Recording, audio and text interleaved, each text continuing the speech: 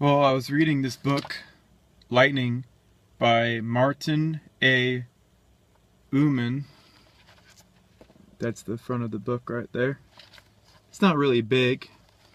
This gentleman was at the Department of Electrical Engineering, University of Florida in Gainesville, and of course the copyright date on this book was 1969, so it's pretty old. Now, I know they made another version of it in 1984. They didn't change too much, but I mean, they did add a little bit of the new information. So essentially, I'm holding a book that's as old as I am.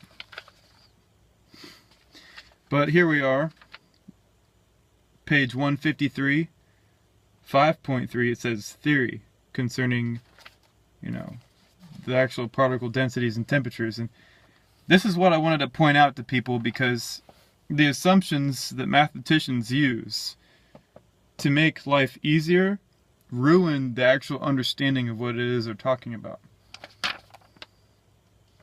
I'll go ahead and read this whole thing, then I'll do a translation for you.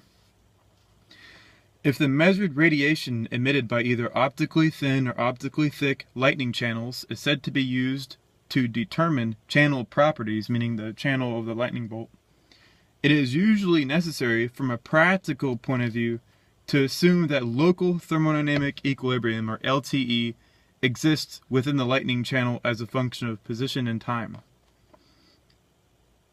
This is bad news written all over it, you'll see why later. We now define thermodynamic equilibrium and LTE. A classical gas is said to be in thermodynamic equilibrium at temperature T at all energy states, continuous and discrete, are populated according to Boltzmann statistics. In particular, the kinetic energy distribution of each group of particles is described by a Maxwell-Boltzmann distribution function. The population of the discrete atomic energy levels is described by a Boltzmann distribution, and the relation between the populations of discrete atomic energy levels and continuum levels is described by a Saha equation. A gas is said to be an LTE as a function of position and time if each small volume of the gas at local temperature satisfies the condition for thermodynamic equilibrium.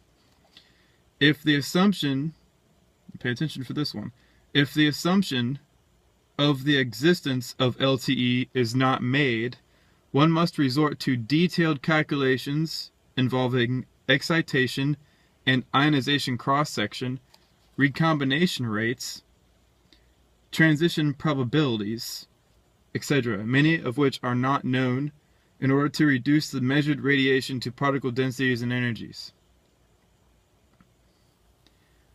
Here we are. Basically, they assume a lightning bolt is an LTE, so they don't have to do calculations involving the excitation and ionization cross-section, the recombination rates, the transition probabilities. Now, they want to assume LTE so they don't have to calculate the recombination rates. If anybody's read a lot of my papers, they'll realize that I'm big on recombination. That's all it is. Plasma, the lightning bolt is a plasma. When it lights up and ionizes the air, it becomes a full plasma. And the recombination rate would mean when the gas goes, or when the plasma goes back to gas again and releases the light. That's the recombination of the plasma into gas. They don't want to do a calculation on that because it's too much work for them. They just want to calculate how the plasma is as it stands, ignoring reality basically. Because if the plasma didn't irradiate, then there would be no if there was no recombination, then the lightning wouldn't shine. The recombination is what releases the energy, making the lightning bolt bright. So they don't want to do a calculation with that. So basically, when they introduce the math to make things easier, they ignore reality. And they do that as well with star science and the equations of stellar structure concerning the sun, which is why, when you read in the Wikipedia page, all stars are plasma. They neglect the fact that there are recombination modes for that plasma when it becomes a gas again, and it ceases shining, meaning you can't see it in a telescope because it becomes a gas giant. Of course, the gas giants, according to astronomers, are called planets. But they're not. They're older stars that have already recombined all the plasma to gas. So here we are. The same problem in this book, Lightning, exists in establishment astronomy. To make things easier, they ignore reality by doing math equations. Unfortunately, if we are to assume all this stuff to be correct, we have to find all these inconsistencies and assumptions first before we learn all this stuff. But, you know, kids in college these days are not taught that most of these ideas are assumptions to begin with. So naturally, when they take the information and learn it, per se, it becomes true, but not realizing that that statement is built off of an assumption that might be false and might be missing a whole lot of information. Hopefully people can look at this book. It's a pretty well written book. I mean, it does have some interesting information in it, but I would be too careful to take everything even educated people have to say concerning matters like this as being fact without question. That's the beginning of scientism, you know, when you take science as a faith. No, there's always room for improvement, and there are always places where even well-intentioned people who want to get all the facts out there have completely plowed over things that should have been leading to major discoveries.